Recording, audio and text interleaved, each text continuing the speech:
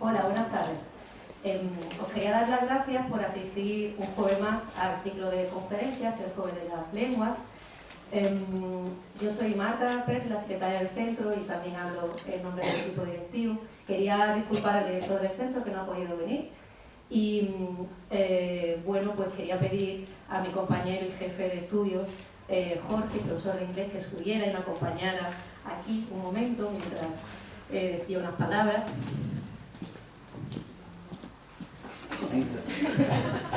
Entonces, la charla de hoy es la última de esta iniciativa que fue ideada e impulsada por Jorge, y él ha puesto todo su empeño, ilusión personal y profesional para que este proyecto saliera adelante, y así ha sido, y además ha sido un éxito. También, evidentemente, gracias a la colaboración de todos los compañeros que se han involucrado y han estado ahí participando de una manera u otra. También gracias, evidentemente, a todos los alumnos que han participado voluntariamente en el acto de diversas maneras, y pues gracias a la acogida que siempre ha tenido cada charla entre los asistentes. Y pues a lo largo de 11 jueves, desde noviembre que comenzó el programa, hasta hoy, pues hemos conseguido aprender un poco más de las 11 lenguas que se imparten en nuestro centro. Y pues desde la dirección es nuestro deseo de seguir promoviendo este tipo de iniciativas que intentan fomentar los procesos de enseñanza y aprendizaje de lenguas extranjeras y culturas, y pues ojalá que sigan existiendo estos proyectos y estas iniciativas, no miro a nadie. Y bueno, pues Jorge, hemos querido tener un pequeño detalle simbólico de agradecimiento por lo que has hecho. Te queremos hacer entrega de una planta mexicana que es muy resistente y fuerte, para que recuerdes sí, pero para que recuerdes el éxito y el triunfo que hemos tenido con esta iniciativa, y a lo mejor te motive para seguir teniendo iniciativas similares. Y bueno, pues la tenemos aquí. Qué bonita. Gracias.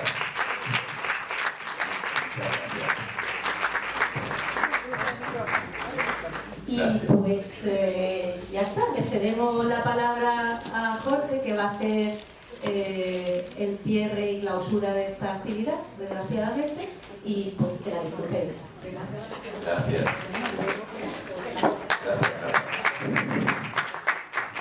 Bueno, desgraciadamente tampoco.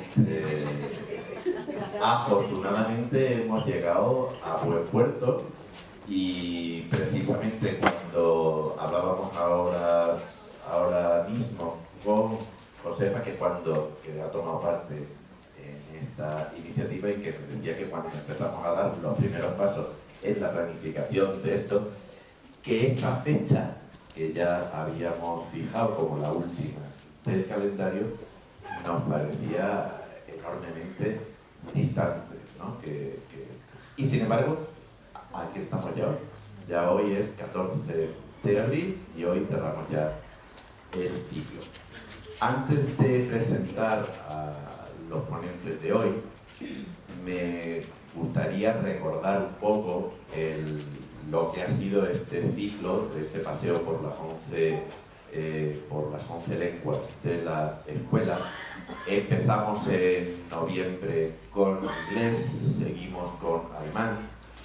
En diciembre, enero fue un mes cargado, tuvimos francés, italiano, español. En febrero tuvimos portugués y chino. En marzo, japonés y ruso.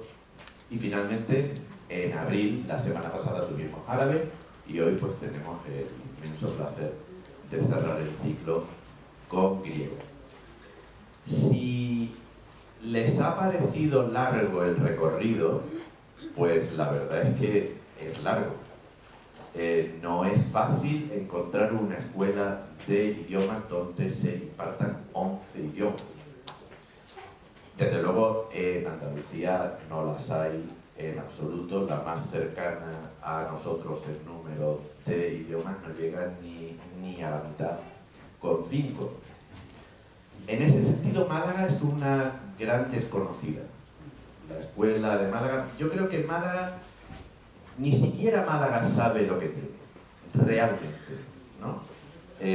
Porque suena indudablemente, y en las noticias, en los periódicos, casi siempre para mal, pues sale que si inglés, que si inglés, que si inglés, que si tanta gente se queda fuera de inglés, que si inglés.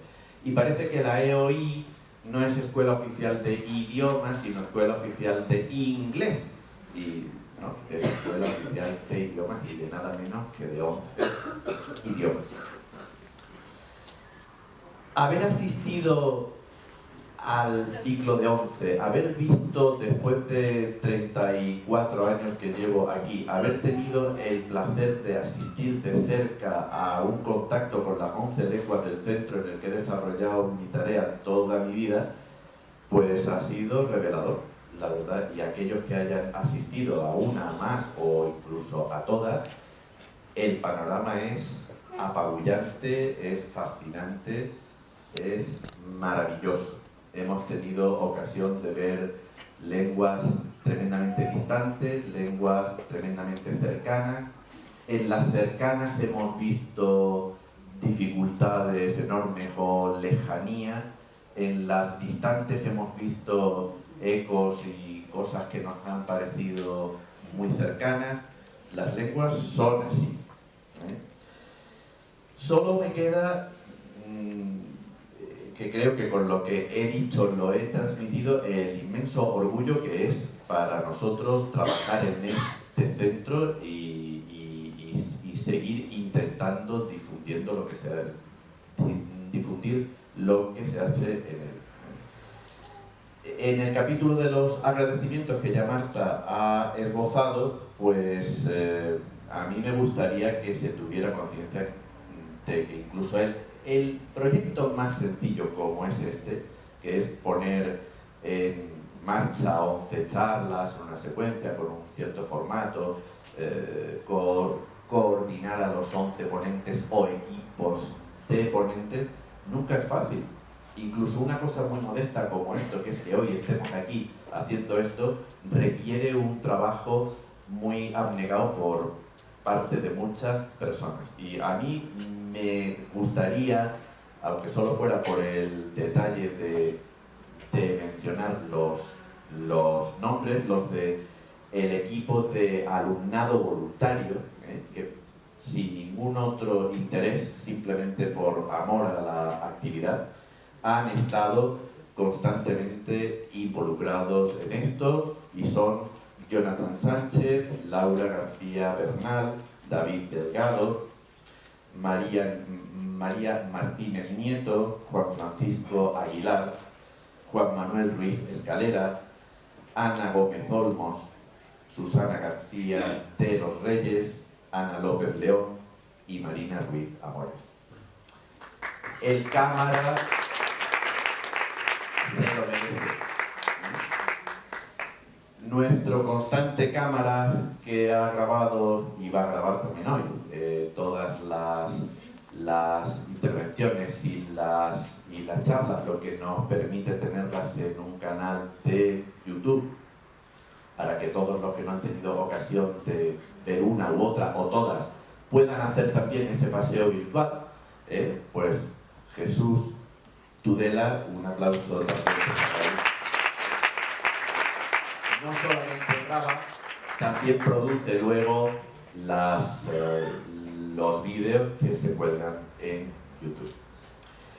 En el capítulo de profesorado también ha habido profesores que se han involucrado en la organización de distintos aspectos, como es Araceli Bueno en el patrocinio, y aprovecho para dar las gracias a los patrocinadores, el CEP de Málaga, Copicentro, la librería Luces, Rosana Arjona por su incansable difusión de cada una de las 11 charlas, Vanessa Roca porque ha estado en las redes sociales manteniendo vivo la información sobre cada una de las charlas según se iban aproximando, Blanca Lara también porque ha estado incansablemente en la coordinación de los voluntarios, en la logística.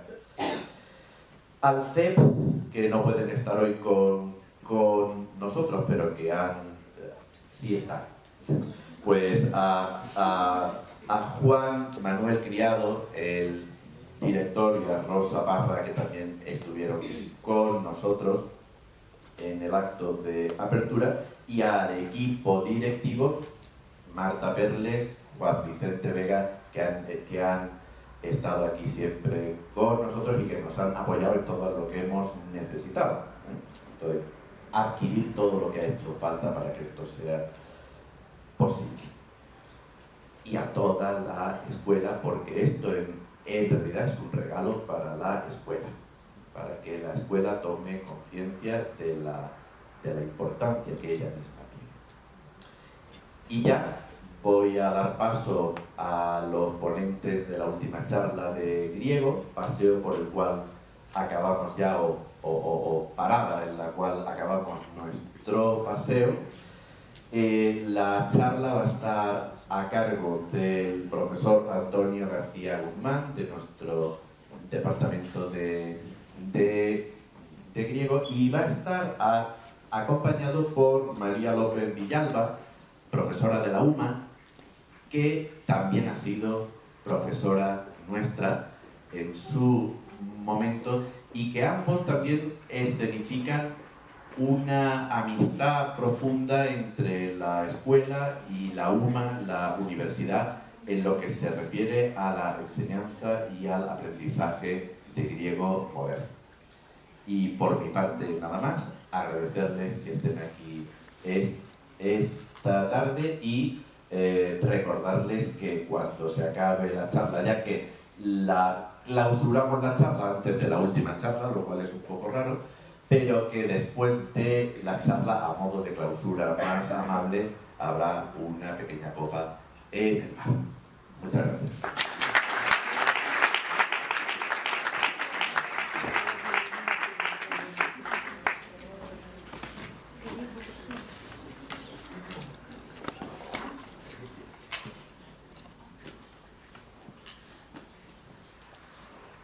Hola. Hola. Se oye. Calispera, buenas tardes.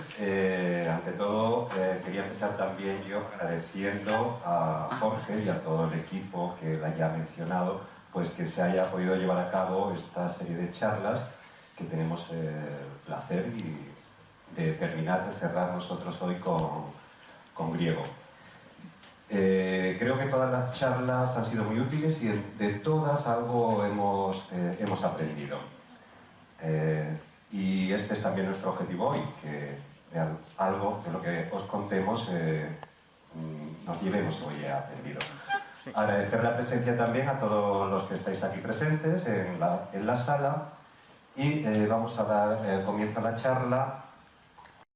Antes me gustaría hacer una pequeña mención y dedicarle toda la charla que vamos a hacer hoy a la memoria de Rafael Postigo, que un alumno nuestro que con bastante entusiasmo participó en nuestro curso y de actividades extraescolares y que se nos fue hace 10 días. Vaya por él esta charla. Bueno, al hablar de griego moderno, y me he venido sin el mando, al hablar de griego, no de griego moderno, perdón, al hablar de griego tenemos que hacer hincapié en que se trata de una lengua que tiene una historia bastante larga y una influencia en todas las demás lenguas de nuestro entorno occidental, de nuestro entorno cultural. No podemos hablar de una lengua que tenga muchos millones de hablantes, como otras lenguas que han pasado por estas charlas. Nosotros tenemos que, digamos, acogernos a lo que es la historia de la lengua y la influencia que ha tenido esa lengua. Como digo, es una lengua que ha dejado huella en todas las lenguas de nuestro entorno cultural occidental, la civilización occidental. Y a pesar de todo ello, la lengua, el griego que se habla hoy en Grecia, quizás no es del todo conocido.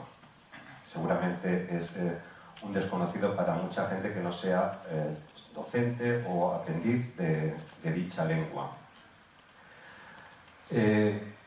Con frecuencia, gente ajena, como digo, al mundo de la enseñanza o el aprendizaje de la lengua griego moderno me han planteado estas cuestiones que van a aparecer en pantalla, que son las que vamos a intentar clarificar hoy. La primera es qué significa jroña que jroña. Nos sonará a todos. La segunda es igual que el clásico, el griego moderno es igual que el clásico. Tiene que ser una lengua difícil, ¿verdad? Muy difícil. Y hay gente que estudia griego. ¿Para qué sirve el griego? O el griego moderno en este caso. Son las 4 preguntas que vamos a intentar responder entre María, que le agradezco también que nos acompañe y nos ayude a clarificar estas dudas. Bien, en primer lugar vamos a responder a la primera pregunta, ¿qué significa jroña que jroña? Μετά μας πήραν και τους Ολυμπιάδες μας. Τώρα θέλουν να πάρουν και το γιαούρτι μας. Bueno, vamos a quitar un poco la publicidad, pero creo que a mucha gente le sonará este anuncio de la década de los 90 que de alguna manera introdujo así en el imaginario colectivo de nosotros, al menos de los españoles, el hecho de que existía una lengua que era el griego moderno y que no era la lengua que hablaba Aristóteles o que hablaba Platón, lo hablaba una señora y hacía pues eso, un anuncio para un yogur. Lo que decía era, se ha visto en los subtítulos, pues bueno, durante mucho tiempo, durante muchos años nos han robado las antigüedades, las obras de arte antigua, y ahora también nos quieren robar el yogur. Entonces, era el mensaje que transmitía. Después, como decía, en el imaginario colectivo, me estoy refiriendo principalmente a España, porque seguramente en otros países de Europa lo griego sí que tenía mucha más presencia por el hecho de que Grecia ha sido siempre un país donde sus habitantes han emigrado a otros países. Entonces, Alemania, Inglaterra, Francia, Reino Unido y Inglaterra es lo mismo, o casi, pues sí que conocían ya la existencia de lo griego cotidianamente, digamos, en sus ciudades. Para nosotros en España, pues bueno, vino ya después de quizás de este anuncio la moneda común, donde ya también aparecía la palabra en griego, tefro. De hecho, es una palabra de origen griego, obviamente viene de Europa. Tefropi en griego. Con posterioridad, ya a finales de los 90, pues la película Mi gran boda griega, una película que se desarrollaba en Nueva York, pero dentro de una comunidad griega muy importante que vive de migrantes griegos en Nueva York, también nos puso un poco en la órbita de en España, digamos, de lo que era, en este caso no la lengua, porque la película estaba rodada en inglés, se hablaba en inglés, pero sí lo que era la actitud, las costumbres, sobre todo, de los griegos, en una zona muy concreta, quiero decir, de griegos que viven fuera de su país. Es un contexto muy, muy determinado. Y me parece que también fue importante la película, un toque de canela para que nos diese a conocer, ya en este caso sí, hablando la lengua, aunque seguramente en este país se vería en la mayoría de los casos como doblada esta película. En la película se habla turco y se habla griego. Pues creo. Sobre esta película, que recordaremos creo todos, me gustaría hacer un pequeño comentario ya a nivel lingüístico, y es que a nadie le sonará, el cartel original en Grecia era este, y el título de la película era Politiki Cousina. Dependiendo de cómo leamos ese politiki, el griego moderno no acentúa las palabras que se escriben todas en mayúscula. De manera que ahí podemos leer Politiki Cousina, que significa la cocina de Constantinopla, de la ciudad de Constantinopla, que era donde se desarrollaba gran parte de la acción de la película, o puede leerse también como Politiki Cousina.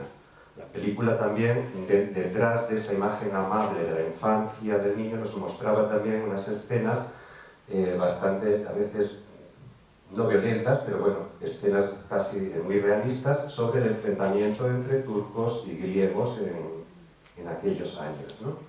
Por eso quería destacar la doble lectura del título. No siempre podemos acertar con los títulos. Este, de todas formas, un toque de canela, quiero decir, venía directamente del inglés y, bueno, no era un mal título porque había que pensar mucho cómo traducir esto. Bien, esto era un poco hablando del imaginario, decía, del imaginario colectivo nuestro en España, cómo ha venido entrando esta lengua. Y lo último que nos llegó fue esta palabra, lo último que quizás recordemos, el oji. El año pasado, alrededor de junio-julio, pues todos recordaréis que hubo un referéndum en Grecia que los medios de comunicación en España le dieron quizá más importancia incluso de la debida. Bien, pasamos entonces ya a hablar de la lengua. La lengua griega es una lengua que hoy en día la hablan unos 15 millones de habitantes. La mayoría de esos habitantes viven en Grecia y en Chipre, pero hay núcleos también de población griega, que hablan griego o un dialecto del griego en el sur de Italia, en algunas comunidades todavía en torno al Mar Negro y, como hemos dicho también, toda la comunidad que ha emigrado, la comunidad emigrante griega que está viviendo en Alemania, Reino Unido, Francia. Y lo que quizá nos llama la atención es que en lugares tan lejanos, en los antípodas, pues Melbourne o Sydney, hay una importante comunidad griega. Creo que está en torno a los 100.000 habitantes de habla griega, que tienen sus propios medios de comunicación, televisión, radio, prensa.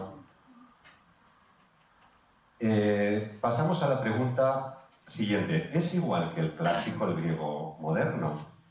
Pues obviamente no es igual que el clásico, pero sí viene del clásico.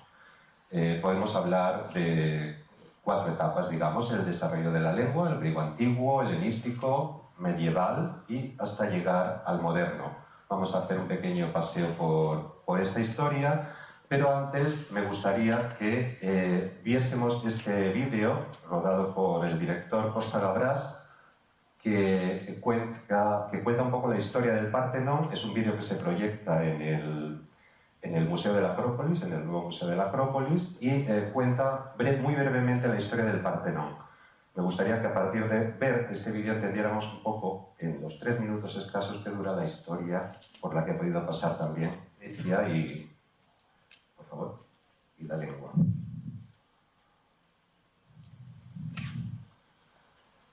Sí, ya está.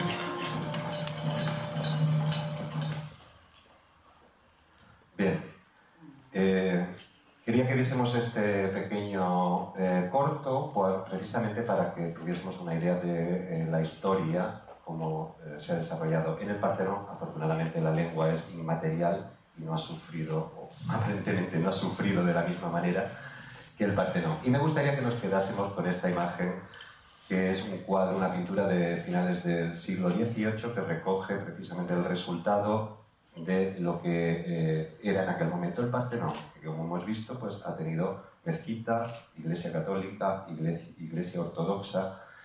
Un poco la lengua griega, por eso quería recoger esta imagen, es eso también. Es decir, es una lengua que proviene de una lengua clásica que ha tenido una evolución a lo largo de los siglos, ha tenido muchas interferencias de otras lenguas, de conquistas, etcétera, como hemos visto en el vídeo, que han ido aportando cada una pues su vocabulario, su sintaxis, sus diferentes rasgos, ¿no? De manera que la lengua griega que hablamos hoy en día pues tiene muchas palabras turcas, del árabe, muchas palabras del latín, del italiano, del francés, últimamente también del inglés. Es un poco, era la imagen que quería destacar. Sin embargo, pues bueno, si nos vamos a la antigüedad de la lengua, a la época clásica, hay una continuidad en esta lengua. Hay palabras que significaban lo mismo aproximadamente que significan hoy, como estas que vemos en la pantalla. Teoría, enviría, comodía, musiquí, orquestra, jorós, tipos, métodos, atmósfera, planitis, democracia, diálogos. Son palabras que, si nos cuesta un poco leerlas, al menos creo que al leerlas yo se entienden. Las usamos también nosotros y están en muchos idiomas, muchas lenguas, como digo, de nuestro entorno cultural.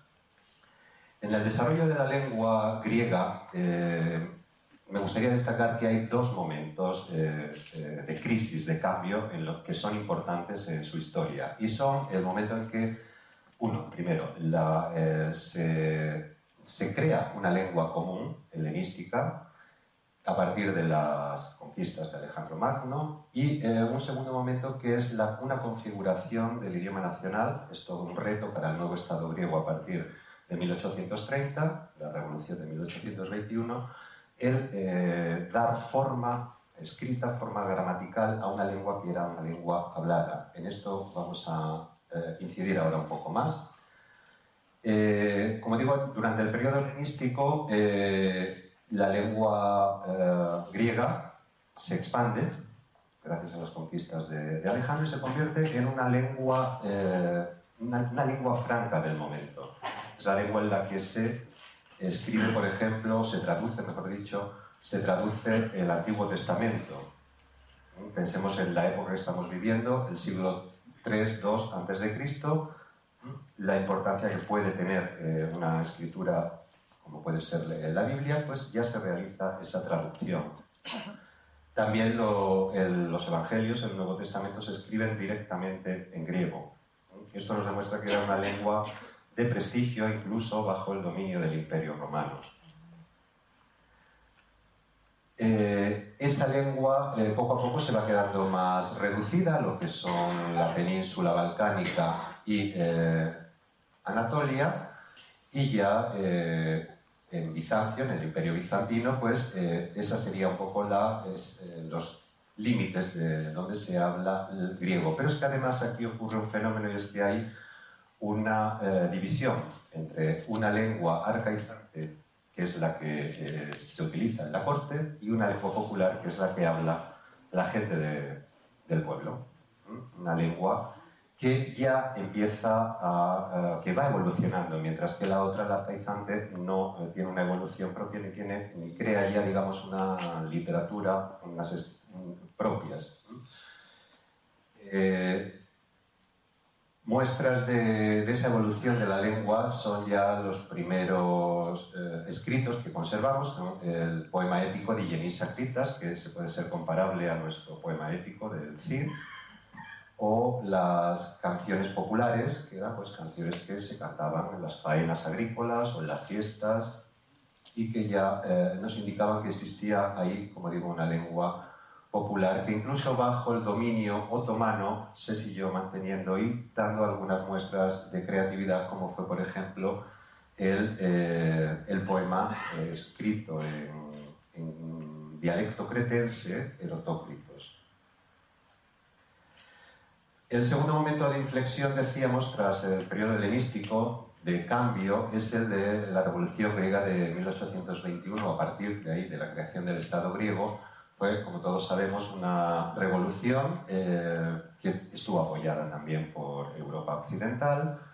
Muestra de ello es que Lord Byron pues, fue allí a luchar y murió allí, no precisamente en la lucha, pero bueno, allí estuvo y dejó y aportó.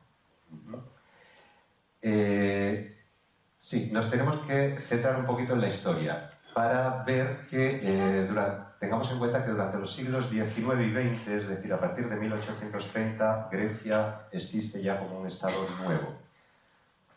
Vemos aquí las progresivas, vamos a llamarlas conquistas de territorio sobre el Imperio Otomano.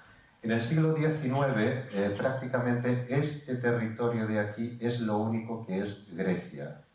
Hago este inciso histórico para que entendamos cómo entre el siglo XIX y el XX ha sido un siglo muy convulso en Grecia, en el que se ha ido, pues, con diversos conflictos que se han ido sucediendo, guerra de los Balcanes, guerras mundiales, etcétera, etcétera, han ido modificando las fronteras constantemente hasta después de la Segunda Guerra Mundial, en que las islas del Dodecaneso ya pasaron a integrar, a formar parte del Estado griego moderno.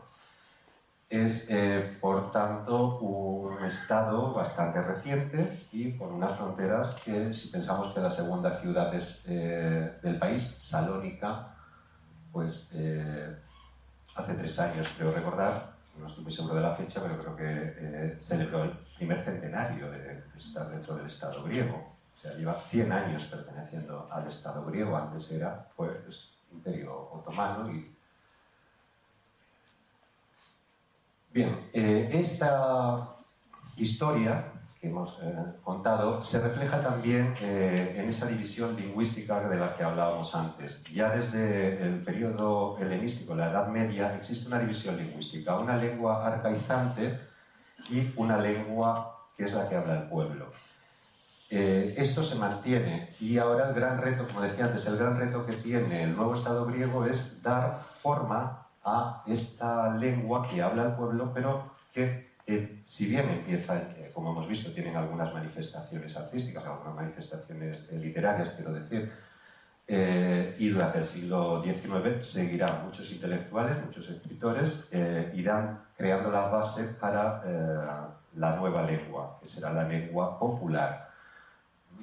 Pero, no obstante, sigue habiendo una división lingüística, es decir, hasta hace pocos años, décadas, se aprendía en el colegio una gramática, está en griego pero lo traduzco, una gramática del Kazarebusa, es decir, de la lengua que hemos dicho que es arcaizante, una lengua que se utilizaba pues, en la administración, por el ejército y por la iglesia, pero también en la educación.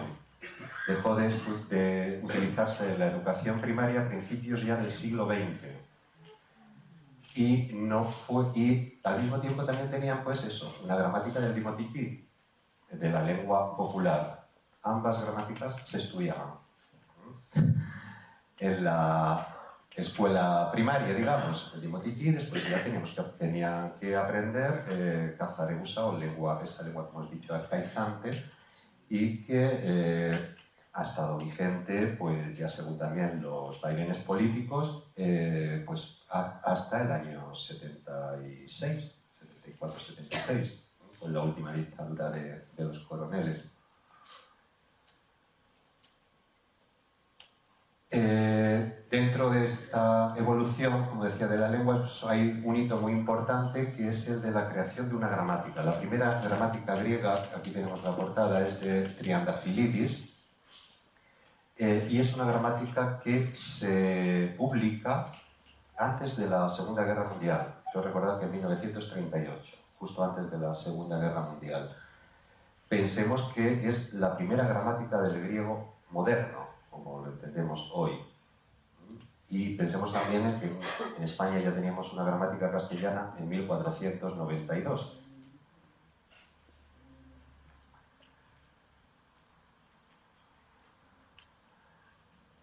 Bien, pasamos un poco a la siguiente cuestión. ¿Es difícil aprender griego? Pues no. No es difícil aprender griego. Todo esto que hemos, o sea, la larga historia que ha tenido la lengua griega ha hecho también, pues, lógicamente, que tengamos, pues, como hemos visto, un griego antiguo, un griego clásico y un griego moderno, con gramáticas diferentes, etc. Esto también ha desembocado en dos maneras dos lenguas que se aprenden en el currículo, en las enseñanzas en nuestro país y en todo el orbe occidental. Es decir, el griego siempre ha sido una lengua que se ha estudiado, el griego antiguo me refiero ahora, la lengua que se ha estudiado, pues, en las enseñanzas secundarias, bachillerato, universidad, etc. Esto ha llevado a que una metodología se estudiaba se estudia en la mayoría de los casos con una metodología, pues, mucho más gramatical, de aprender una serie de declinaciones, una serie de formas verbales, conjugaciones, etc. Y a partir de ahí llegar a una traducción. Esa es la apariencia que tiene un libro de enseñanza secundaria, de bachillerato, mejor dicho, de griego, mientras que un libro en el que aprendemos, o con el que aprendemos griego moderno, pues ya el enfoque, lógicamente, es diferente, es un enfoque comunicativo, y no aprendemos todos los casos a la vez, sino que aprendemos, pues, poco a poco, según los vamos necesitando, para expresarlos. Quería hacer esta aclaración porque creo que es importante y no siempre está del todo clara. En cuanto a la escritura, pues, el griego antiguo y el griego moderno tienen el mismo alfabeto. Ahí vemos, pues eso, una inscripción antigua, salvo la sigma, es un poco diferente, y aquí tenemos una pintada en una pared. Son exactamente las mismas letras. La Ilíada de Homero es una obra antigua, de la Grecia antigua, que los griegos de hoy en día tienen que leer en traducción. No pueden leer en su versión. Bueno, si estudian, por supuesto, si estudian griego clásico pueden leer su versión original, pero necesitamos una traducción para poder entenderla. Tenemos aquí también una muestra del comienzo, precisamente, de la Ilíada. Aquí, a la izquierda de la pantalla, estaría la Ilíada, el comienzo de la Ilíada en griego antiguo. A este lado tenemos el griego moderno, la traducción. Ya simplemente, seguro que no se ven las letras desde ahí, pero únicamente viendo ya desde lejos, vemos que el griego antiguo es mucho más breve. Esto es porque, claro, el griego moderno en su evolución, pues lógicamente ha perdido casos, ha introducido preposiciones, y todo eso hace que sea más extenso, digamos, en su forma escrita.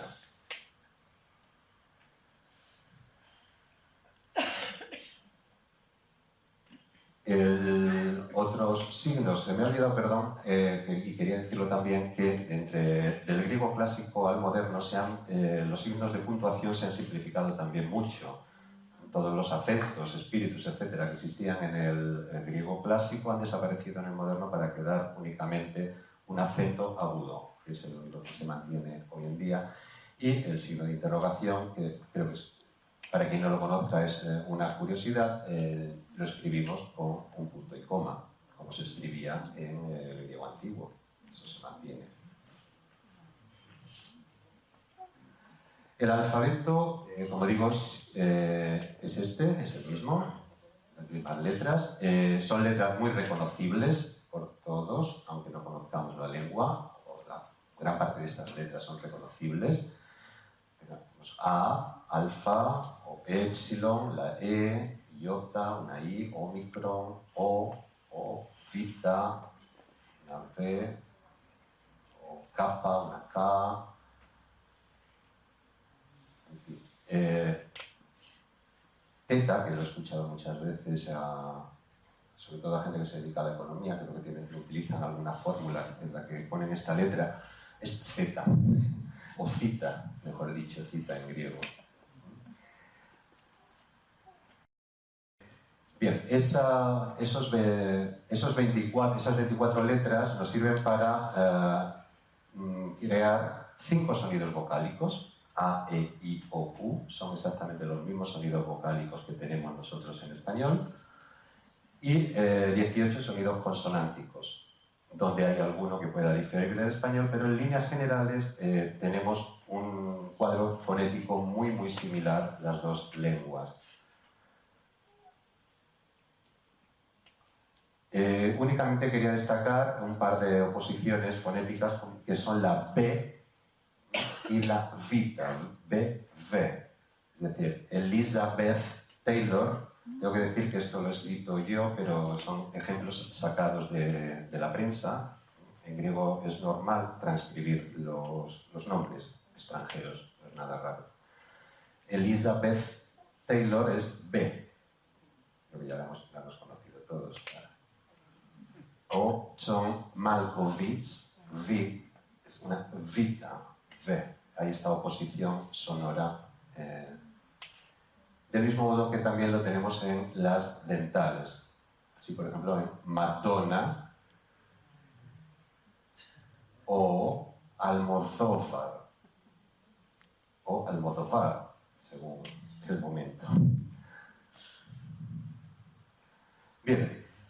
Quería poner un ejemplo de cómo se escucha el griego. Para eso vamos a ver este pequeño vídeo.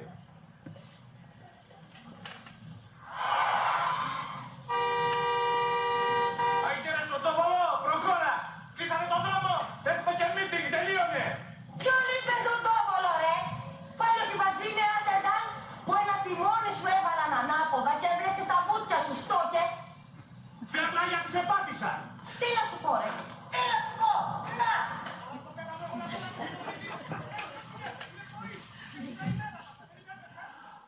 Bueno, aunque no supiéramos griego, casi nos hemos enterado de lo que pasaba, ¿no?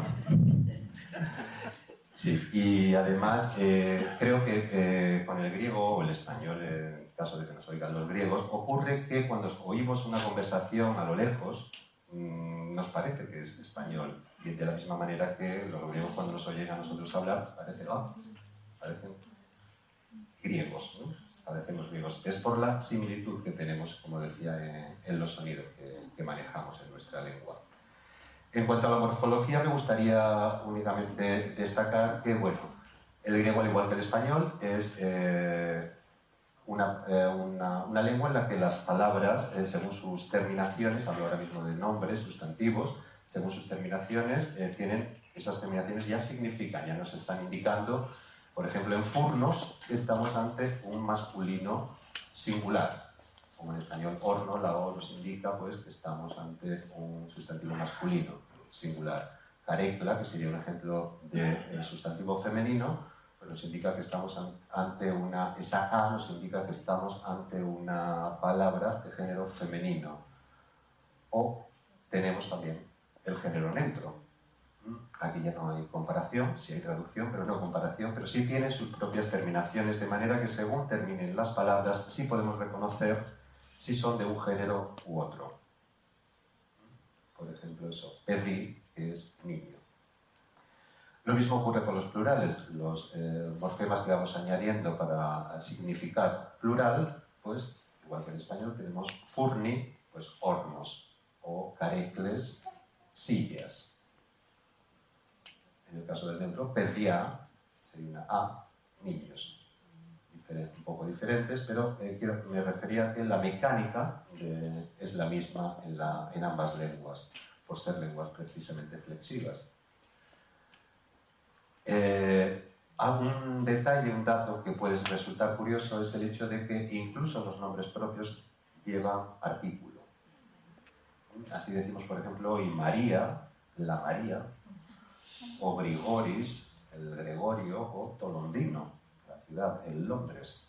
Siempre utilizamos artículo para referirnos a los nombres propios también. Algo que... igual que con los sustantivos, pues bueno, los verbos, y esto quizás lo podamos entender mucho mejor, igual que en español, las diferentes personas nos van a ir indicando, las diferentes terminaciones, perdón, nos van a ir indicando qué persona está actuando. Si por ejemplo tenemos agapó, pues sería amo, agapás, amas, o agapai, ama. También, además de las personas, hay algunos que nos indican el tiempo verbal. Así, por ejemplo, agapisa sería amé, y tenemos ahí el morfema que nos indica que estamos ante un tiempo pasado puntual, o con otro morfema indicamos el tiempo pasado continuo, agapusa, amaba. Perdón. Bien, esta era un poco la anotación que quería hacer sobre la lengua, y en cuanto al léxico me gustaría que viésemos el siguiente vídeo para también incidir un poco más en la idea que hemos dicho de que es un léxico que es muchas veces muy conocido, no siempre evidentemente. Se trata de una canción que está hecha en español, es un tango, pero las palabras son perfectamente reconocibles también para un griego. Por favor, Marta.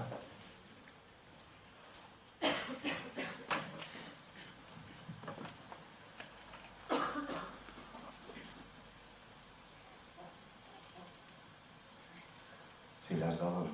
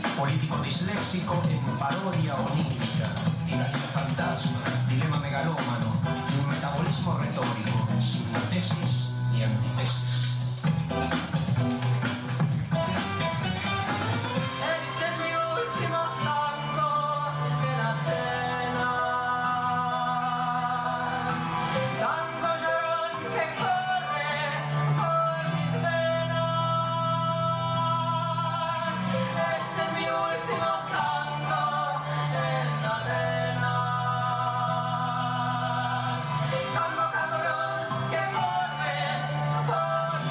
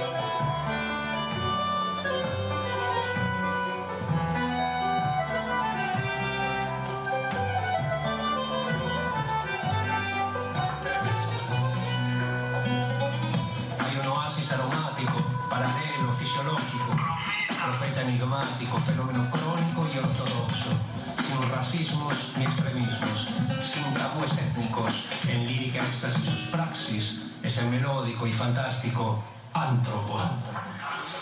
Este es mi último tango en la cena, tango rosa que corre por mi seno.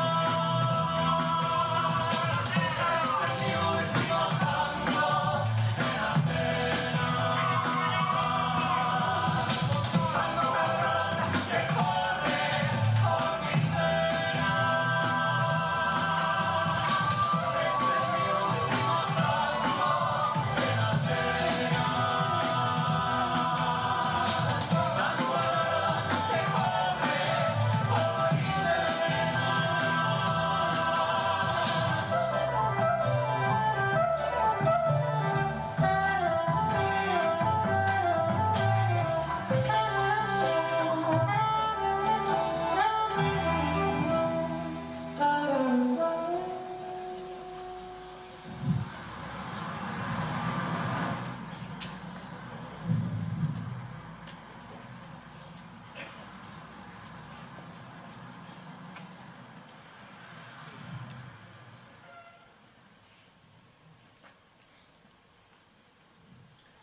Bueno, pues por mi parte, nada más, muchas gracias.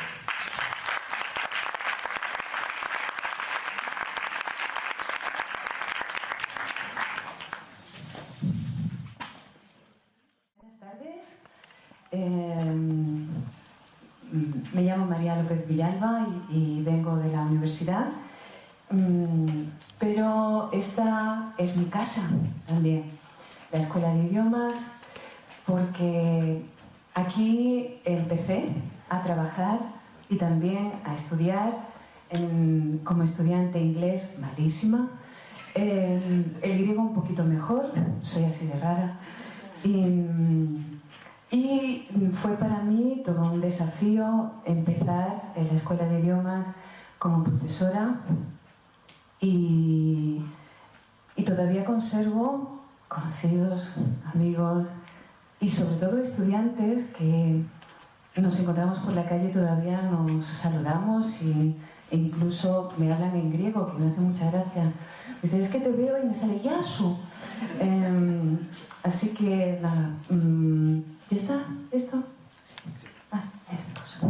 Perdón, soy muy torpe con esto, así que...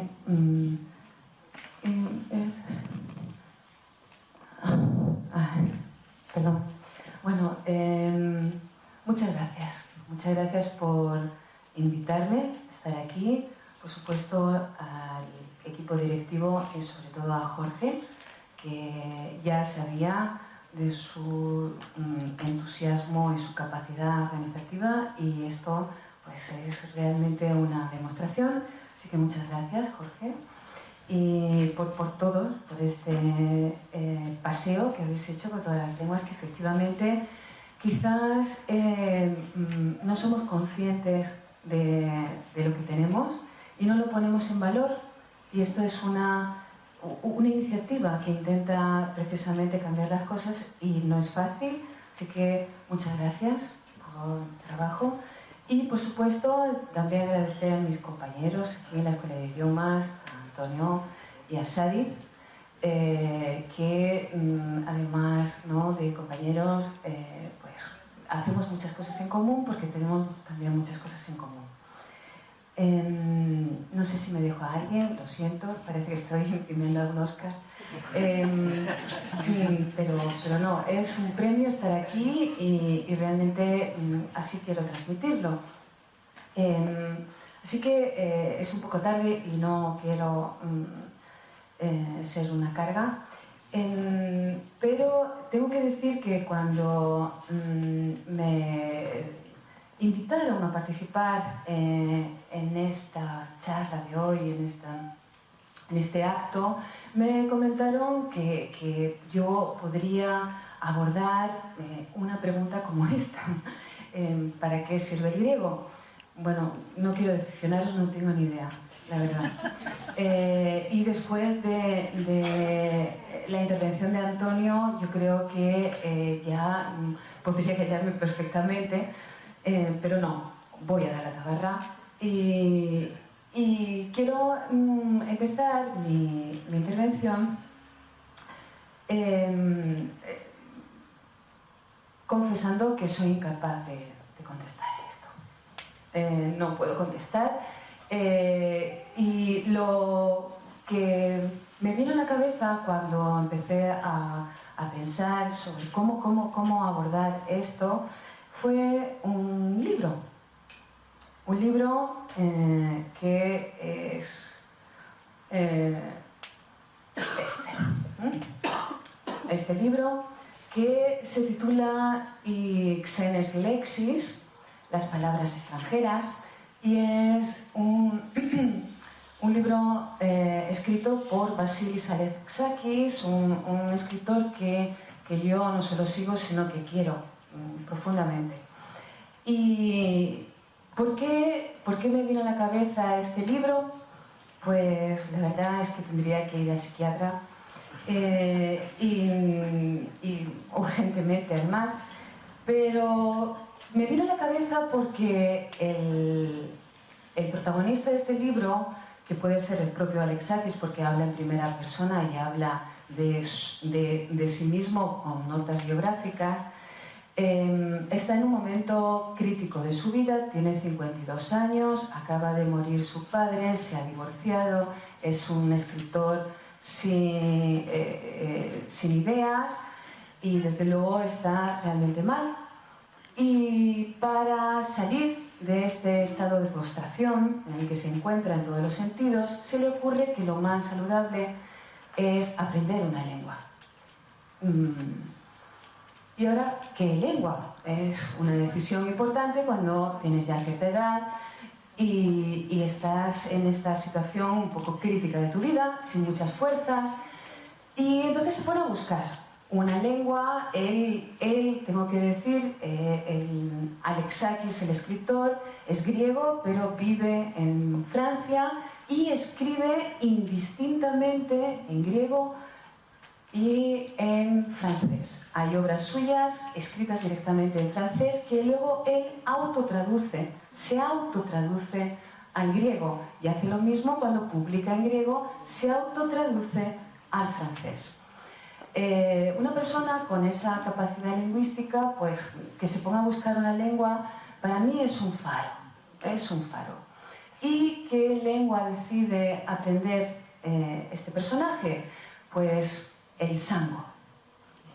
El sango es una lengua africana, concretamente de la República Centroafricana, que hablan 5 millones de personas y que solamente es oral. Es una lengua oral y tiene un requisito para Alexakis fundamental. No es europea. No es europea. Estaba cansado del pensamiento europeo. Entonces toda la novela es cómo este personaje empieza a aprender esta lengua rarísima, sango, y como lector lo fascinante de esta novela es que aprendes sango. Vas aprendiendo con el personaje, construyendo, él va saltando del griego al francés para intentar acercarse a esta lengua y vas aprendiendo sango hasta que al final consigue terminar todo un fragmento en sango. Tú, como lectora, lo entiendes. Es fantástico. Es fantástico. Estando, yo sé que vais a salir a buscarlo, efectivamente hay traducción, pero es una traducción realizada en Argentina. Digo, pero lo que quiero decir es que no es tan fácil de encontrar el libro aquí. Desde luego lo recomiendo. Vamos, no se puede seguir viviendo sin leer este libro. Es fundamental.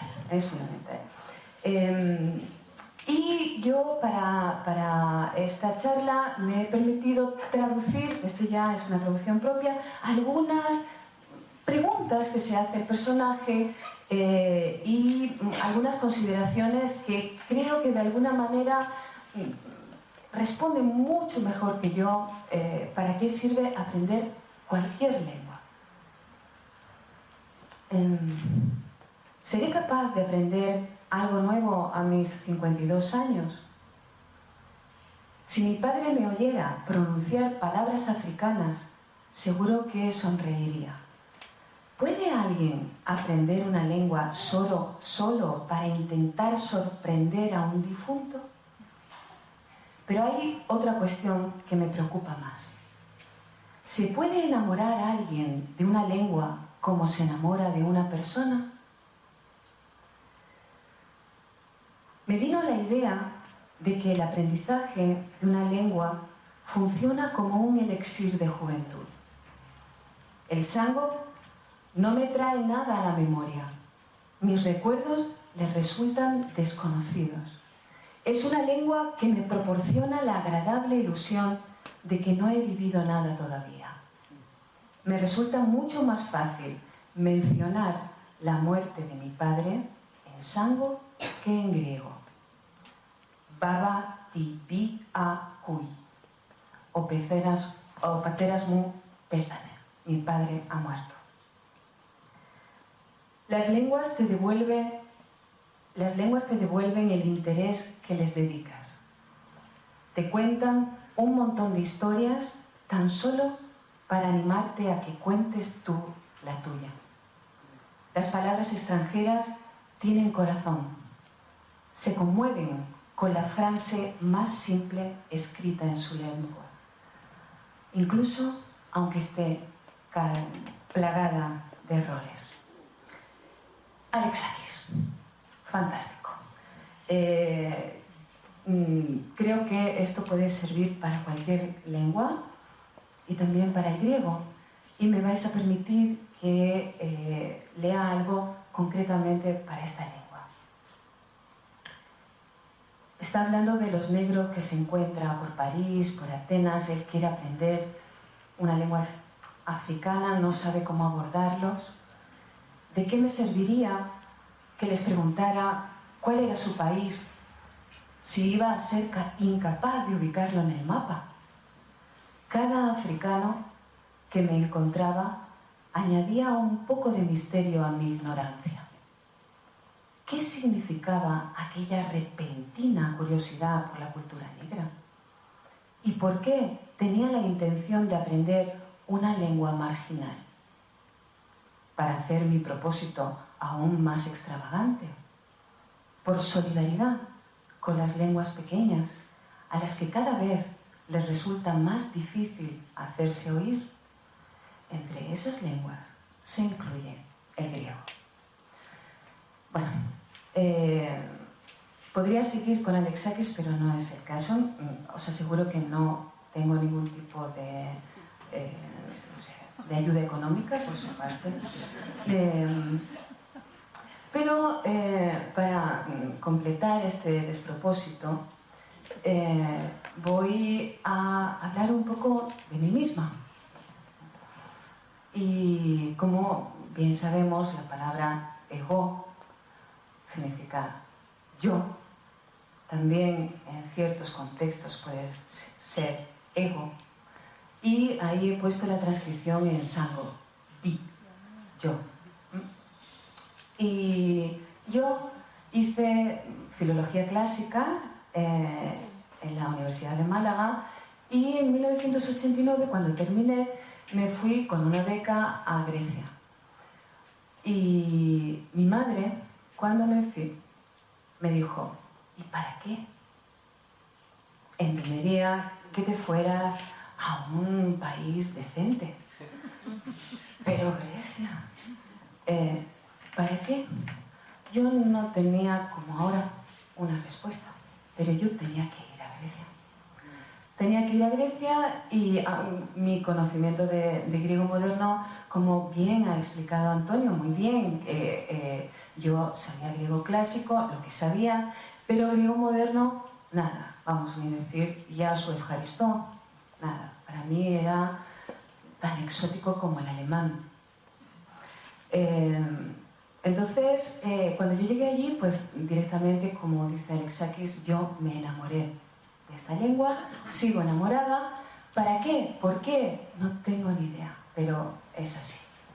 Así que cuando volví de esa experiencia, 80, 89, 90, justo en el 91, pues por una buena política por parte de la Universidad de Málaga, en concreto Aurelio Pérez Jiménez, vaya desde aquí mi agradecimiento, y también por la presencia, sin duda, de Ioana Nicolaidou, una griega oriunda que acaba en Málaga, podemos, un grupo de estudiantes, acercarnos al griego moderno, acercarnos un poco, y ellos de alguna manera consiguieron que en ese momento se creara el Departamento de Traducción e Interpretación en la Universidad de Málaga, con el griego moderno como una de las lenguas que se ofrecen en el departamento, en concreto como lengua C.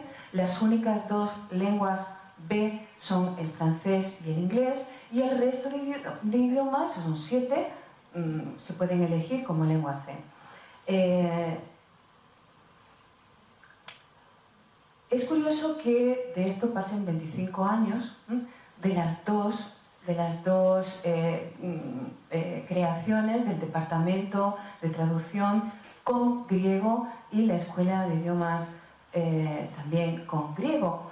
No sé cómo explicarlo tampoco, pero lo que sí es que, como decía Jorge, esto es un valor de Málaga que no hay en ninguna otra ciudad de este país. Y sin embargo, eso pues tampoco se ve. Pero bueno, es cierto. Es verdad que en Madrid y en Barcelona hay escuelas de idiomas con griego, pero en el griego moderno en la universidad bien está como optativa de filología clásica, bien como optativa de idioma moderno en las filologías. Como programa de griego, de opción lingüística, en la que puedes desarrollar todo tu programa de 4 años en traducción e interpretación, solamente hay en la Universidad de Málaga. Y estamos en ese departamento a partir del 95, cuando yo me incorporo, Ioana Nicolaidou, Vicente Fernández y yo.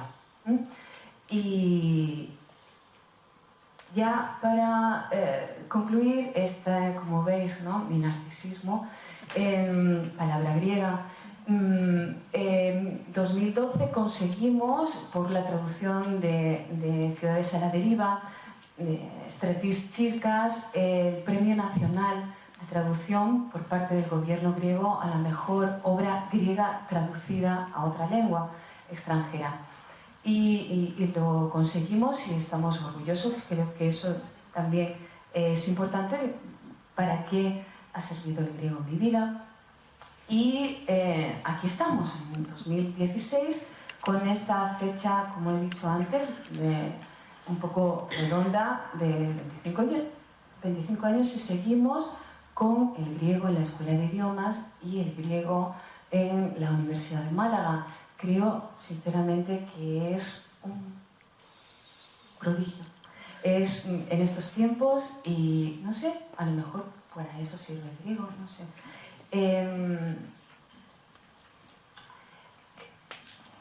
Lo que tengo clarísimo es que para mí el griego ha sido una posibilidad, una clave,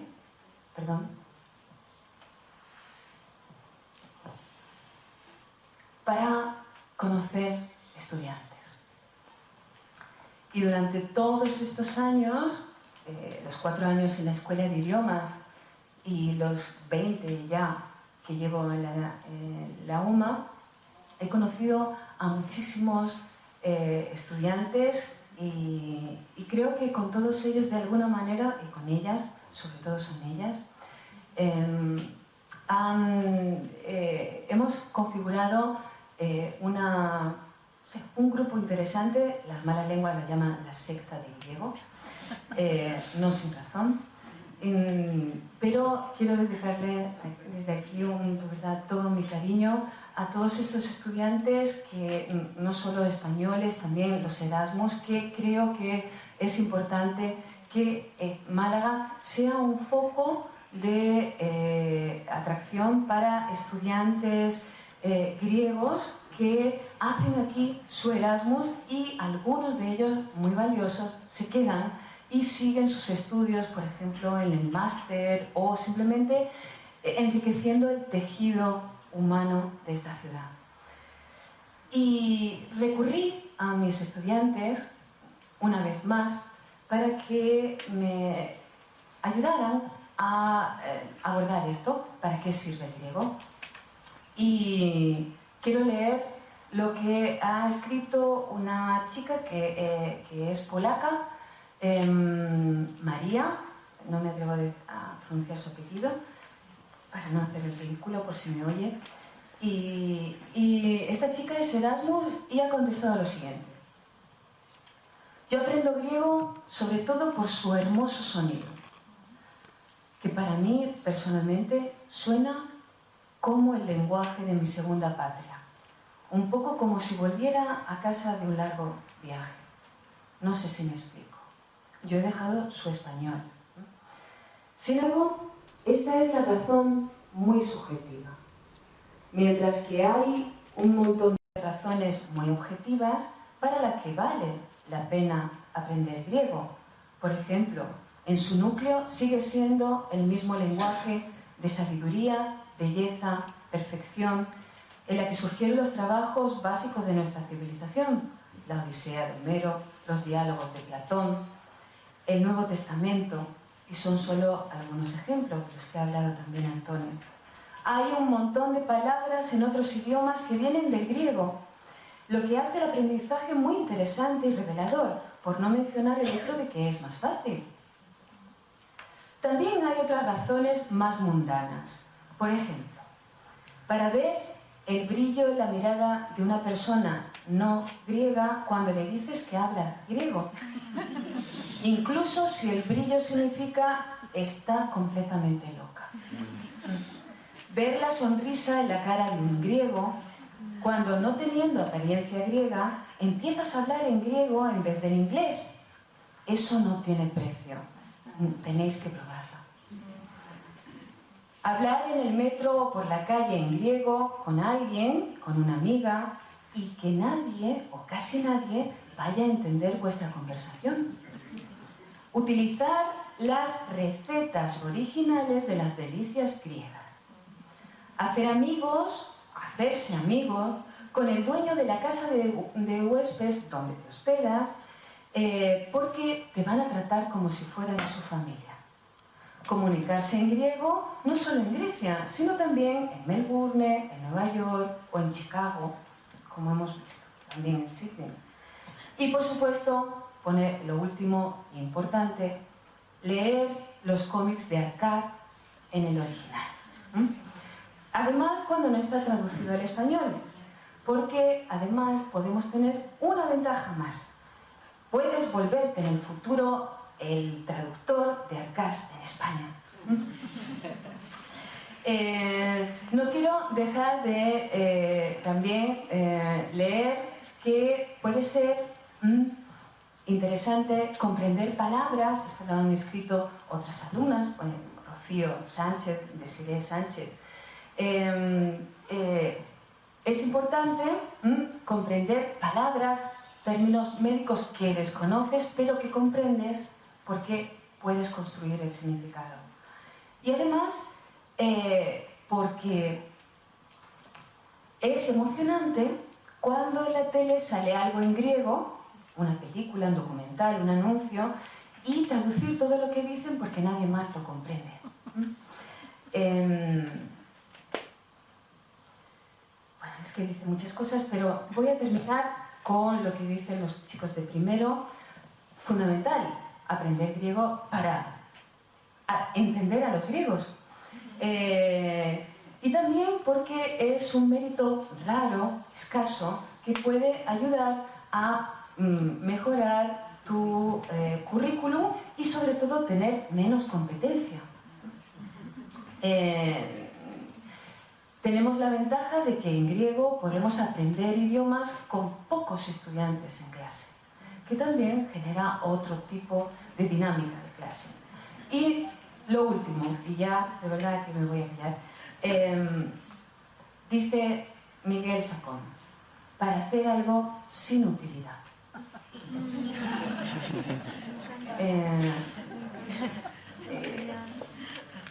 A mí esto ya me parece poesía, directamente. Y como esta poesía, ¿no?, me lleva a pensar en el último libro, sí, que ha salido de aquí, de Málaga, que es la traducción, una nueva traducción del poema Ítaca de Kavafis, de Konstantinos Kavafis, y es una edición ilustrada, es solo el poema de Kavafis y hay ilustraciones de Federico Delicado, como estas. Es también un libro que os recomiendo, tampoco me dan comisión, pero creo que es una versión no solo por el formato, sino que realmente Vicente Fernández ha hecho un gran trabajo de traducción. Yo había pensado en leer Ítaca, pero me parece que ya vamos mal de tiempo. A ver, ¿sí?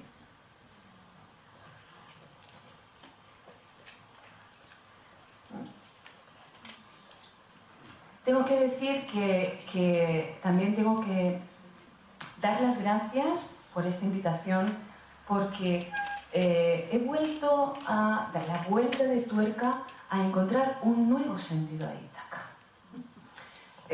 Cada vez que leo este poema me sugieren posibilidades y esta vez Ítaca es aprender una lengua extranjera. Cuando la travesía emprendas hacia Ítaca, pide que sea largo tu camino, lleno de aventuras, lleno de placeres. A los lestrigones y a los cíclopes, al enojado Poseidón, no temas. Nunca se cruzarán en tu camino si es alto tu pensar, si una emoción delicada en tu espíritu y tu cuerpo anida. Ni a los lestrigones, ni a los cíclopes, ni al fiero Poseidón encontrarás, si no los llevas tú dentro del alma, si tu alma no los levanta a tu paso. Pide que sea largo tu camino, muchas las mañanas de verano, en que con qué placer, con qué alegría, entres en puertos nunca vistos. Detente en los emporios fenicios y hazte con sus preciadas mercancías, nácares y corales, ámbar y ébano, y aromas sensuales de todas clases, cuantos más aromas sensuales puedas. A muchas ciudades egipcias ve, a aprender y aprender de quienes saben. Ten siempre a Ítaca en la mente, llegar allí es tu destino, pero sin prisa alguna en el viaje. Más vale que se alargue muchos años y ya en la vejez recales en la isla, con toda la riqueza ganada en el camino, sin esperar que te enriquezca Ítaca. Ítaca te brindó el espléndido viaje. Sin ella no te habrías puesto en camino. No puede ya ofrecerte nada más. Y si pobre la encuentras, Ítaca no te engañó. Con la sabiduría que has alcanzado, con tu experiencia, ya habrás comprendido qué significan las Ítacas. Ευχαριστώ.